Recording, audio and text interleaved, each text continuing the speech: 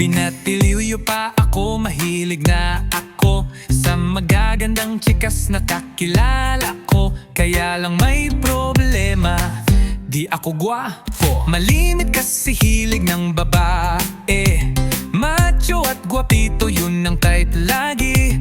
Hindi ako yun, kaya busted kahit kanino. Di bale nang di gwapo, basta may diskarte.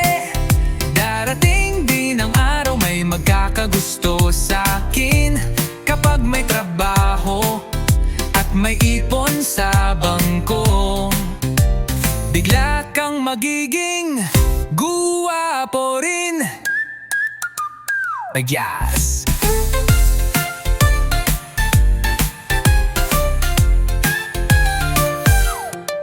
Isang araw, ako'y may nakilala.